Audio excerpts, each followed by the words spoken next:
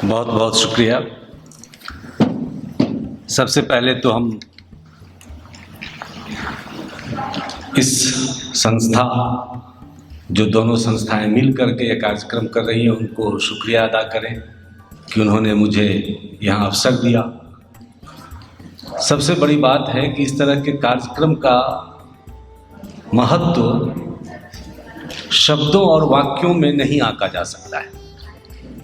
आज की तारीख में कार्यक्रम करना, खास करके इस तरह का 2-2 दिनों का कार्यक्रम करना, किसी महाभारत लड़ने से कम नहीं, बहुत मुश्किल है। बातें करना तो आसान है, बोलना आसान है। और मैं देख रहा हूँ लगातार हरियाणा सृजन उत्सव और देश हरियाणा से बहुत गहरे जुड़ा हुआ हूँ। लगातार एक राष्ट्रीय स्तर की छवि इस कार्यक्रम की होती जा रही है। और मैं चूँकि आस्तिक तो हूँ नहीं कि दुआ मांगूंगा, लेकिन शुभकामना जरूर दूंगा कि ये कार्यक्रम ऐसे ही साल दर साल बहुत प्रसिद्ध होता चले। हरियाणा का कर्ज है मुझ पर। मैंने हरियाणा का अन्न खाया है। 2.5-3 साल नारनौल में पढ़ाया है। वहाँ हरियाणा केंद्रीय विश्वविद्यालय का हिंदी विभाग की शुरुआत की, पाठ्यक्रम बनाए वहाँ। तो पता नहीं किसी जन्म से हरियाणा का सरोकार संबंध बना हुआ है। तो जब इन्होंने कहा तो मैंने कहा कि मैं आऊँ या ना आऊँ, मैं होता हूँ आपके कार्यक्रम में। मिनट मिनट को मैं देखता रहता हूँ कि क्या क्या कार्यक्रम हो रहे हैं।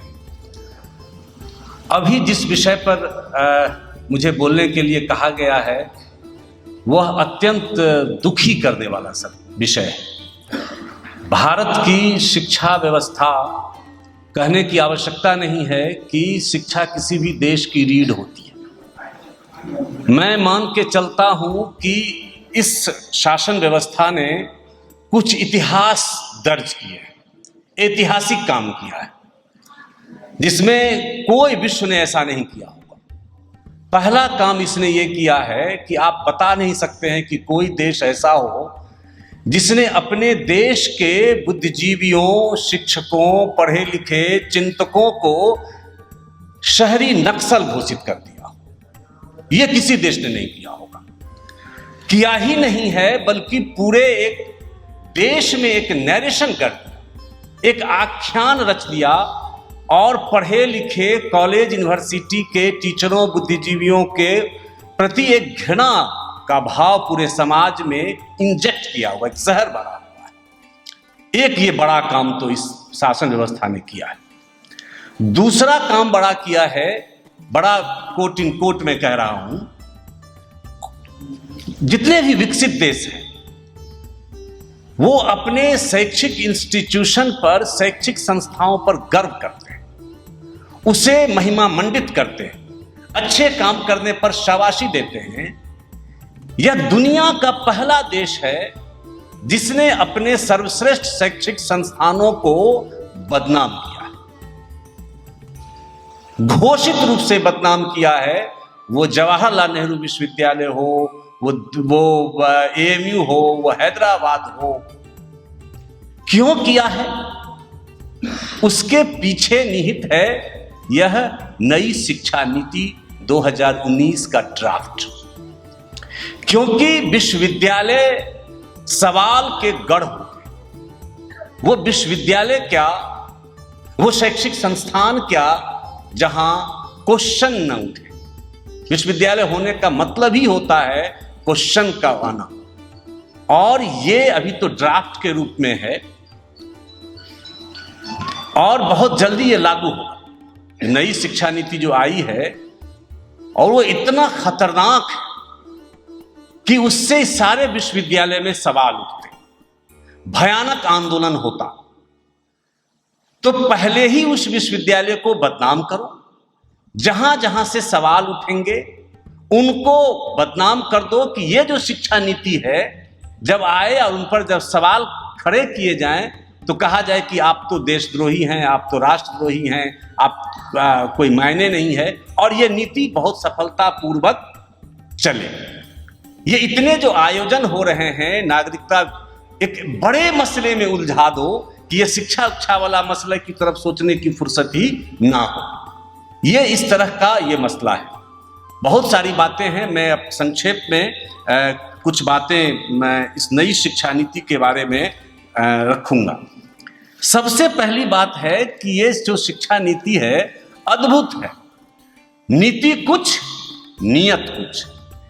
नीति और नियत का जो ये प्रचंड मतभेद है, ये आपको इस नीति में, इस शिक्षा नीति में दिखाई देगी, और शब्द हर्फ दर हर्फ में आपको ये नजर आएगी।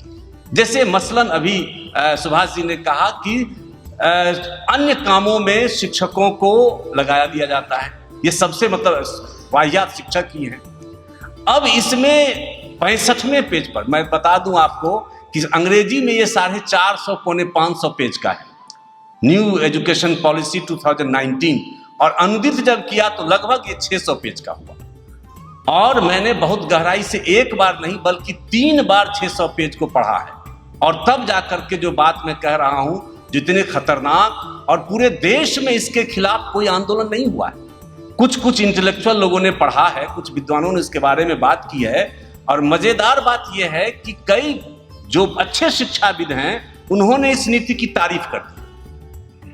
और तारीफ करने में क्या मामला है कि ये पूरा मसौदा है, ये मसौदा ये 1948 में जो जाकिर हुसैन की जो समिति, शिक्षा समिति थी, वहां से लेकर के 1993 यशपाल समिति तक जितनी अच्छी अच्छी बातें थी सबको इसमें डाल दिया है। तो अच्छी अच्छी बातों को डाल दिया है, शिक्षा ऐसी होनी चाहिए। और क्या क्या होगा जहां कह रहे हैं वहां खतरनाक है। तो लोगों की नजर जो है वो अच्छी अच्छी बातों पर कैसे होनी चाहिए उस पर गई है, और क्या क्या करेंगे इसको उतने ढंग से समझा नहीं गया, यानी बिटवीन द लाइंस को नहीं देखा गया। तो एक पेज पर ये क्या कहते हैं कि शिक्षकों को गैर शैक्षिक कार्यक्रम में नहीं लगाया जाएगा। चुनाव और सर्वे बहुत अच्छी बात है। अब इससे अच्छी इसको उन्होंने डिफाइन किया है कि बहुत बुरी बात है। और ठीक 10 पृष्ठ के बाद यानी 75वें पृष्ठ पर वो यह मसौदा कहता है कि उच्चतम न्यायालय के निर्देशानुसार चुनाव कार्य और कुछ सर्वे को छोड़ करके और किसी गतिविधि में नहीं लगाया जाएगा। भैया उसके बाद बचा क्या? मिड डे मील तो शैक्षिक कार्यक्रम में ही आता है। चुनाव और कुछ सर्वे, कुछ को एक्सप्लेन नहीं किया गया है। अब लोकसभा चुनाव, विधानसभा चुनाव, पंचायत चुनाव, पैक्स चुनाव, ये चुनाव वो चुनाव जब आप उसमें लगा ही देंगे और सर्वे में लगा ही देंगे तो फिर क्या आपने किया? तो 10 पेज के अंतर पर यह मामला है। अब उसमें कहा गया है कि हम शिक्षकों को समान वेतन देंगे, समान काम के लिए समान वेतन। ये बहुत अच्छी बात है कि आप समान काम के लिए समान वेतन देंगे। मैं वो आपको कोई हवाई बात नहीं कर रहा हूं, पूरा पंक्ति में आपको पढ़ करके बताऊंगा कि किस तरह से ये कहते हैं। 181वें पृष्ठ पर है कि माध्यमिक स्तर पर सभी शिक्षकों के लिए उनके कार्य के अनुसार मानक सेवा और शर्तें और समान वेतन होगा। इससे आइडियल स्थिति क्या हो सकती है? लेकिन आप इनकी नियत को देख लें। इन्हीं के बिहार में नीतीश बाबू चला रहे हैं सरकार। वहां भारी पैमाने पर समान काम के लिए असमान वेतन है। सबसे ज्यादा शिक्षक, लाखों शिक्षक असमान वेतन पा रहे हैं। वे लोग जब आंदोलन से थक गए, निवेदन से थक गए, तब चले गए हाई कोर्ट में जीत गए कि नहीं, समान काम के लिए समान वेतन मिलना चाहिए। अगर नियत होती, जो नीति कह रही है वैसी नियत होती तो कम से कम जीतने के बाद दे देते। सरकार चली गई सुप्रीम कोर्ट, वहां से शिक्षक हार गए, सरकार जीत गई और बिहार के लाखों शिक्षक समान काम के लिए असमान वेतन पाने के लिए मजबूर हुए। तो ये नीति और नियत का मामला है। एक बहुत बड़ी बात कही गई है कि देश के सभी विद्यार्थियों को सभी गुणवत्तापूर्ण शिक्षा दी जाएगी। वाह, अब इससे बेहतर बात क्या होगी? सभी को गुणवत्तापूर्ण शिक्षा दी जाएगी, लेकिन यह शिक्षा दी कैसे जाएगी? व्यापक पैमाने पर स्कूल को बंद करके दी जाएगी। लार्ज स्केल पर अगर आप गूगल पर आप सर्च करें तो अभी जो झारखंड में सरकार बदली है उससे पहले जो सरकार थी उसने 6000 स्कूल बंद कर दिए। अभी जो मध्य प्रदेश में शिवराज सिंह की सरकार थी उसने 6333 स्कूल बंद किए। गुजरात में 8000 स्कूल बंद हुए हैं। अब आप सभी को गुणवत्तापूर्ण शिक्षा देंगे, और यह केवल बंद नहीं हुआ है, उनकी नीति भी कहती है। नीति क्या कहती है कि जहां कम विद्यार्थी होंगे उस स्कूल को या तो हम बंद कर देंगे या फिर 5-6 किलोमीटर दूर के स्कूलों में उसको तब्दील कर देंगे। पंक्ति है इनकी, कम शिक्षक और कम छात्र वाले स्कूलों का संचालन जटिल होने के साथ साथ आर्थिक रूप से व्यावहारिक नहीं है, क्योंकि अच्छे स्कूल को चलाने के लिए जितने संसाधन आवंटित करने की आवश्यकता होती है उतने छोटे स्कूलों के लिए संभव नहीं होता। अब हमारे जो पुराने जो लोग थे बेवकूफ थे क्या, जो पहाड़ों में, जंगलों में, रेगिस्तानों में जहां जनसंख्या ही विरल होती है वहां उन्होंने स्कूल खोला था। अब आप वहां मैदानी इलाकों की तरह पहाड़ों रेगिस्तानों में बच्चे कहां से आ जाएंगे? आप वहां बंद कर देंगे। ऐसे ही विश्व गुरु नहीं बनता है। जापान की सूचना आप लोगों ने पढ़ी होगी कि जापान में एक रेलवे स्टेशन था, वहां पर कोई चढ़ता नहीं था रेलवे स्टेशन पर, तो उसको रेलवे मंत्रालय ने बंद कर दिया। लगभग महीने दिन के बाद मंत्रालय को पता चला कि उस स्टेशन से 7वीं क्लास में पढ़ने वाली एक लड़की चढ़ती थी जो स्कूल जाती थी। उस एक बच्ची के लिए रेलवे स्टेशन फिर चालू हुआ। ऐसे विश्व गुरु बनते हैं, और ऐसे नहीं कि जहां कम बच्चे पढ़ रहे हैं आप उत्साहित कीजिए कि कैसे बच्चे बढ़ेंगे। आप इस पर होमवर्क नहीं करके जहां नहीं है वहां बंद कर रहे हैं, तो इस तरह से विश्व गुरु क्या खाक गुरु भी हम नहीं बन सकते इस तरह से कर। ये है, अब है एक खतरनाक खेल, और मैं जगह जगह जा करके इस ड्राफ्ट के बारे में बोल रहा हूं। सबसे खतरनाक खेल है कि सरकारी स्कूल के संसाधनों को भाड़े पर देना। ये निजी स्कूल को सरकारी स्कूल का प्रयोगशाला, मैदान, ये सब भाड़े पर देंगे। 2 घंटा सरकारी स्कूल का बच्चा खेलेगा और 4 घंटा अगल बगल के निजी स्कूल का बच्चा आके खेलेगा, क्योंकि निजी स्कूल के पास तो संसाधन होते नहीं है, वो तो माल कमाना चाहते हैं, तो इसका उपयोग करेंगे। अब आप बताइए कि इतना ही नहीं, टीचर के वर्क का, अगर टीचर कोई प्रोजेक्ट बना रहा है, सरकारी स्कूल में अच्छे टीचर आते हैं, तो उनके मटेरियल को, उनकी सामग्री को निजी स्कूल को दिया जाएगा हायर करके, भाड़े पर, पैसा कमाए। तो आप कल्पना कीजिए कि कोई मैदान है सरकारी स्कूल का। अब सरकारी स्कूल में पढ़ते कौन है? दलित के बच्चे पढ़ते हैं, गरीब के बच्चे पढ़ते हैं।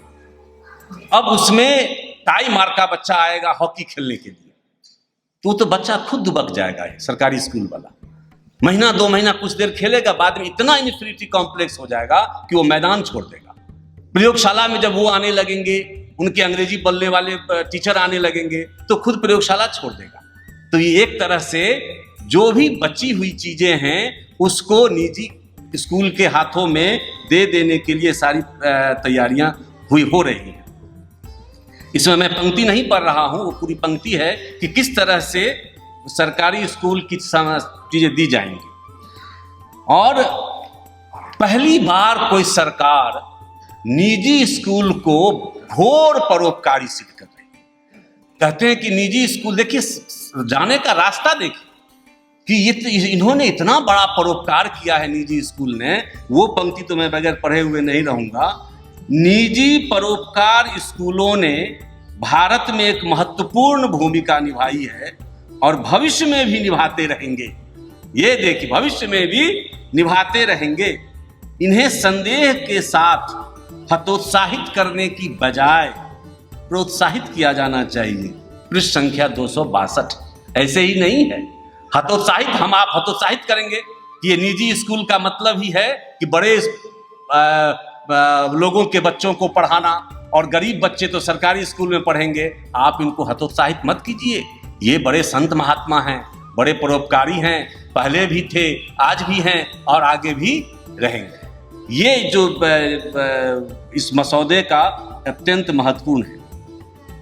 एक इसको दुखी करने वाला तो नहीं करेंगे, लेकिन मजेदार है।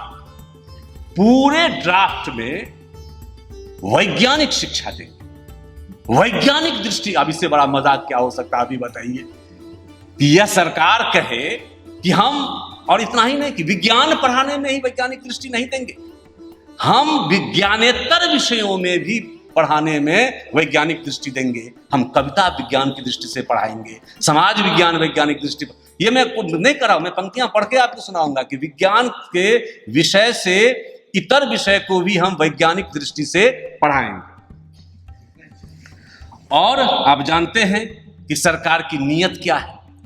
जिस समय यह ड्राफ्ट प्रकाशित होकर के आ रहा था, उसी ऐन वक्त में जो समय के शिक्षा मंत्री थे, वे आईआईटी में राम सेतु की इंजीनियरिंग कला बता रहे थे, और इंजीनियर को, आईआईटी के इंजीनियर को बता रहे थे कि आप क्या सब काम करते हैं, आप उसमें जाके शोध कीजिए।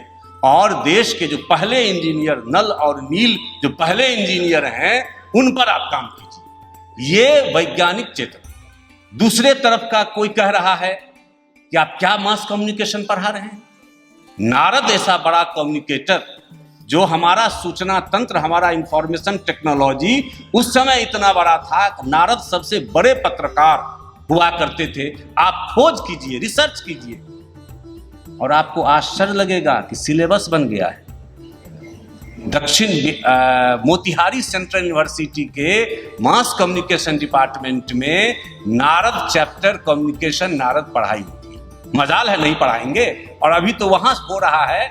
और यदि आप लोगों ने अगले बार भी मौका दिया तो सारे विश्वविद्यालयों में कम्युनिकेशन राम सेतु नारद चलेंगे। और गणेश जी का जो वो सर्जरी हुआ था, हाथी के सूंड वाला, ये सारे कुछ होंगे। और इस तरह से वो सभी विषयों को वैज्ञानिक दृष्टि से पढ़ाएंगे। तो लोगों ने तो देख लिया कि भाई पेज का पेज लिखा हुआ है कि वैज्ञानिक दृष्टि से पढ़ाएंगे, विज्ञान के भीतर भी पढ़ाएंगे, लेकिन नियत क्या है उनकी, नियत वो स्पष्ट करता है। एक और बहुत इसी तरह से वैज्ञानिक दृष्टि वाला है, ये है कि जगह जगह उसमें हम लोकतांत्रिक शिक्षा देंगे। बताइए, सरकार कह रही है कि हम पूरे देश में जो शिक्षा व्यवस्था करेंगे वो लोकतांत्रिक होगी, डेमोक्रेटिक शिक्षा होगी। अब आप समझ रहे हैं कि एक कदम डेमोक्रेटिक नहीं हो रहा है। मॉब लिंचिंग से लेकर के खान पान, प्रेम तक की पहरेदारी। वो कौन मजनू गुंडा, क्या वर्ड था कोई, वो डंडे लेकर के वो घूमते थे, पार्क वार्क भी घूमते थे कि कौन किस लड़की से बात कर रहा है। मजनू ब्रांड करके एक उन्होंने, हाँ, रोमियो ये बनाया था। तो वहां से लेकर के इन छोटी छोटी बातों से लेकर के बड़े बड़े फैसले घोर गैर लोकतांत्रिक तरीके से लिए गए। जो बड़े विदिन कोर्ट में कह रहा हूं, जो पिछले कश्मीर से लेकर के मंदिर से लेकर के नागरिकता तक सभी लोकतांत्रिक तरीके से अलोकतांत्रिक निर्णय लिए गए। और बीच का जो संविधान के जो बीच में जो गैप होते हैं, उसका फायदा उठा करके घोर अमानवीय और अलोकतांत्रिक तरीके लिए गए। उसके विस्तार में मैं नहीं जाऊंगा कि किस तरह से लिए गए। अगर उसका मौका लगेगा तो भी जाया जा सकता है। वो सरकार, वो व्यवस्था, वो पॉलिटिकल सिस्टम जो एक भी काम लोकतांत्रिक तरीके से नहीं कर पा रही है, वो एजुकेशन को डेमोक्रेटिक तरीके से जो है वो देगी। इससे बड़ा मतलब मजाक और मुझे इस ड्राफ्ट का कुछ लगता नहीं है। पता नहीं किन किन लोगों को बनाया, उसमें रखा है कुछ बड़े बड़े लोगों, जो 8-9 लोग हैं इसमें ड्राफ्ट वाले में, तो कुछ बड़े बड़े गोले भी गिराए उन लोगों ने। तो कहा इसमें बार बार चीज कहा है, हम लिबरल एजुकेशन देंगे। अब ये लिबरल एजुकेशन आजकल वर्ल्ड लेवल पे बहुत प्रसिद्ध है। ये लिबरल एजुकेशन होता क्या है? ये लिबरल एजुकेशन है कि सब्जेक्ट का वाटर टाइट कंपार्टमेंट में नहीं बांटा जाएगा। मतलब फिजिक्स पढ़ने वाला व्यक्ति कविता का भी एक कोर्स पढ़ सकता है। मतलब ये है, एक बड़ी बात होती है कि कोई सब्जेक्ट के बीच में कोई दीवारें नहीं होंगी। लेकिन इसकी जो शुरुआत हुई है और ये है, उसके पीछे की राजनीति बड़ी खतरनाक है। ये स्पेशलाइजेशन को ध्वस्त करता है, यानी कि आपको विशेषज्ञता नहीं, आप सब कुछ थोड़ा थोड़ा थोड़ा जाने। ये लिबरल एजुकेशन का जो व्यवहारिक तरीका है, लिबरल एजुकेशन अपने आप में बहुत अच्छी चीज है, लेकिन पूरे विश्व के स्तर पर जो इसका व्यवहारिक है वो ये है कि आप कभी भी स्पेशलाइज पढ़ाई ना कर पाए। और ये हुआ क्यों? तो अमेरिका का जो 4th औद्योगिक क्रांति हुई, उससे ये लिबरल एजुकेशन निकला और कुल जमा पूंजी इस लिबरल एजुकेशन का मकसद था स्किल्ड लेबर पैदा करना। जब आजादी की लड़ाई लड़ी जा रही थी तो उस समय नहीं जहाज पर मजदूर जाते थे बाहर, तो आज तो मजदूर की आवश्यकता नहीं। आज किस मजदूर की आवश्यकता है? आज साइबर कूली की आवश्यकता है, आज स्किल्ड लेबर की आवश्यकता है। और इसी लेबर की आवश्यकता के लिए ये लिबरल एजुकेशन है कि आप ये कीजिए और लिबरल एजुकेशन प्राप्त कीजिए। और इस लिबरल एजुकेशन से होगा क्या? तो आप जब विशेषज्ञता, पीएचडी विशेषज्ञता हो जाएंगे तो आप मास्टरी मांगेंगे ना, कॉलेज में व्याख्याता हो, आप ये ना मांगे। सीधा सीधा है कि नौकरी से, अस्थाई नौकरी से वंचित करने का भयानक नुस्खा है ये लिबरल एजुकेशन। और ये बाकायदा नीति कहती है, नीति घोषित रूप से कहती है कि आप अस्थाई नौकरी ना खोजें। मतलब मैं जो अस्थाई नौकरी में नहीं है उन्हें मैं हतोत्साहित नहीं कर रहा हूं। डर जरूर हमारे खुद के अंदर का अपने बच्चों के लिए डर है। ये एक लागू हो जाएगा अगर ये कहता है साफ, इस पंक्ति को मैं पढ़ रहा हूं। जिस तेजी से इसको समझने की आप मतलब ये करें, थोड़ा सा अनुवाद के कारण से स्पष्ट बातें नहीं हो रही। जिस तेजी से अर्थव्यवस्थाएं बदल रही हैं, कौन जानता है कि हम भविष्य में किस तरह के काम कर रहे हैं। जो काम और जिम्मेदारियां इनमें आज है वह कल भी वैसी ही रहेंगी, यह पक्का पक्का नहीं कहा जा सकता। शिक्षा का उद्देश्य लोगों को केवल उनके पहले रोजगार के लिए तैयार करना भर नहीं है, बल्कि दूसरे, तीसरे, चौथे और आगे के कामों के लिए भी तैयार करती है। आप कुछ दिन एक काम करें, फिर कुछ दिन दूसरा काम करें, फिर कुछ दिन तीसरा काम करें, और पहला, दूसरा, तीसरा से जब मन नहीं भरा तो आगे का काम करते रहें। संकेतों को समझने की आवश्यकता है। जब हमारे माननीय प्रधानमंत्री जी कहते हैं कि पकौड़ा भी बनाना चाहिए, तो इन संकेतों को समझना चाहिए। ये नीति कह रही है, वो उसका एक हल्का रूप है, लेकिन उसका सैद्धांतिक बीजारोपण इसमें है। जब हमारे उत्तर प्रदेश के मुख्यमंत्री कहते हैं कि युवाओं को रोजगार की क्या आवश्यकता है, युवाओं को काम करने की आवश्यकता है, जैसे काम से ही पेट भर जाएगा, बाकायदा उन्होंने मन से बोला है इसको। और यही चीजें नीति में ये बात कही जा रही है। अब देखिए, मैं मतलब आगे बढ़ रहा हूं, पंक्तियां नहीं पढ़ रहा हूं, पंक्तियां ज्यादा दुखी आप हो जाएंगे। इसलिए अब जो आगे जो एक बात है जो उच्च शिक्षा से है, वो तो समझिए कि इंतहा, वो ये है कि पूरे मामला ये है कि 2032 तक आज की संख्या में 32 तक वो इसको डबल कर, चाहे जैसे भी, बहुत अच्छी बात है भाई, शिक्षा को आप बढ़ाएंगे, लेकिन डबल कैसे करेंगे? तो 1/4 इंस्टीट्यूशन को बंद करके करेंगे। मतलब अभी देश में जो कॉलेजेस, विश्वविद्यालय हैं वो तकरीबन 50,000 है, और 2032 तक इनका इसको घटा करके 12,300 करने का मन है। लिखा हुआ है कि हम 12,300 इंस्टीट्यूशन चलाएंगे, 50,000 नहीं चलाएंगे। अब इन 12,300 को कैसे चलाएंगे? तो खानों में बांटेंगे। 3 स्टेप होंगे हमारे हायर एजुकेशन के। पहला स्टेप होगा शोध का, हम शोध को बहुत स्तरीय करेंगे, और ये 200 से 300 संस्थान होंगे पूरे देश में। दूसरे स्तर का हमारा होगा यूनिवर्सिटीज होंगे और ये 1000 से 2000 होंगे। और तीसरे कैटेगरी का हमारा कॉलेजेज होगा जो 5000 से 10,000 होगा।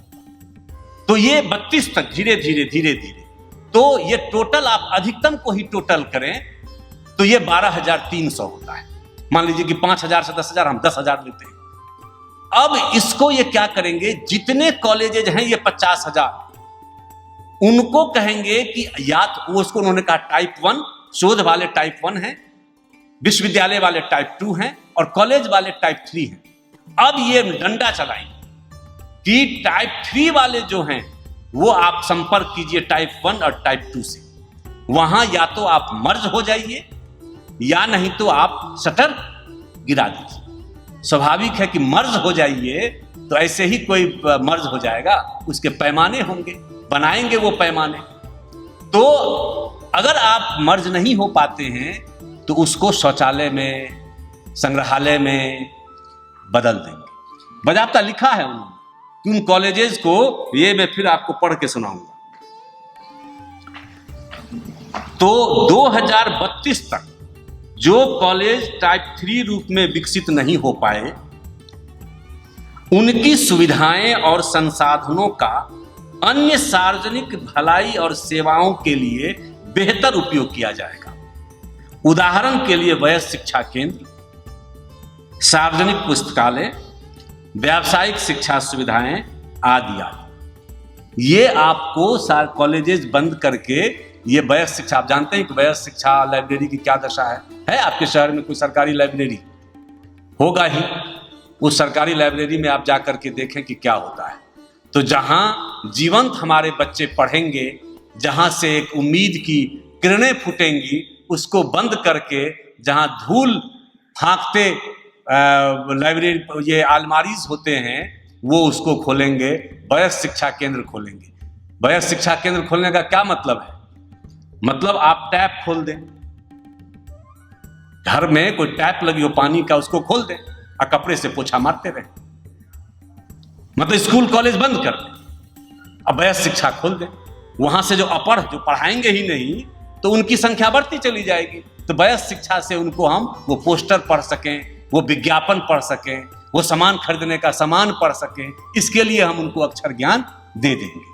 लेकिन जहां असली पढ़ाई होगी उसको हम 50,000 से 1 लाख नहीं करके, आप देख लीजिए, डाटा देख लीजिए, जो विकसित देश हैं वहां कितनी जनता पर कितने कॉलेजेस, कितने स्कूल्स हैं, और आप क्या कर रहे हैं? 50,000 है तो कोई चुटकुले आते हैं ना, तो किसी ने कहा कि पुरानी सरकार ने क्या किया, तो उन्होंने कहा कि वही किया जिसको आप बेच रहे हैं। तो कॉलेजेस बजाबते बिक रहे हैं।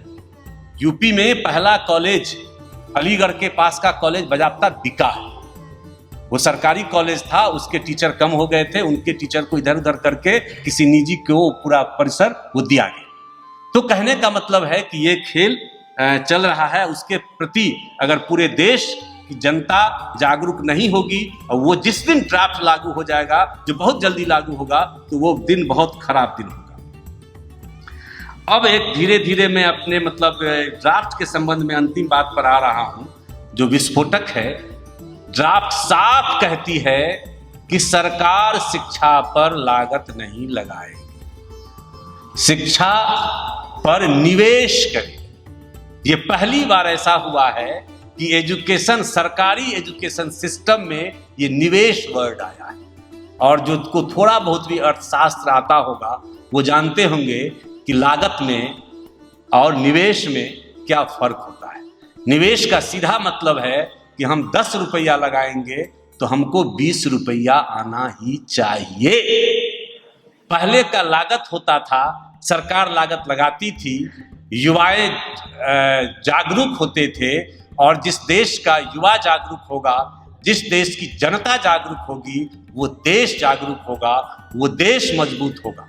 ये प्रत्यक्ष लागत, ये प्रत्यक्ष रिटर्न नहीं था, ये प्रत्यक्ष लाभ नहीं था, वो अप्रत्यक्ष था, लेकिन बहुत बड़ा लाभ था। अब उस लाभ को आप निवेश में रूपांतरित करना चाह रहे हैं, कि हम अगर 10 रुपया, और बाजाप्ता उन्होंने डिपार्टमेंट खोल दिया है कर्ज देने का, हमारा एएमयू तो कर्ज लिया भी कि आप जितने पैसे की जरूरत है हम आपको देंगे, लेकिन कर्ज देंगे हम आपको, वो आप हमको वापस कर दीजिए।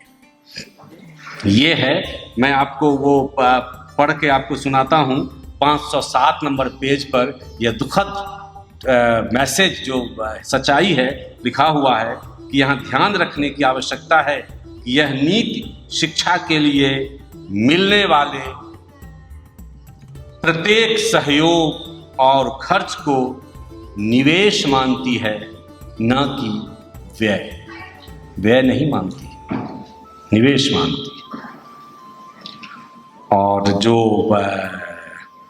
और अंतिम जो चरम पर है वो ये है कि पूरे इस शिक्षा व्यवस्था को कई तरह के स्टेप्स में बनाए जाए, और उन सारे स्टेप्स के बारे में कहा गया है कि कार्य को बहुत अच्छे ढंग से चलाने के लिए ये स्टेप्स होंगे, और सबको अपनी अपनी स्वतंत्रता होगी।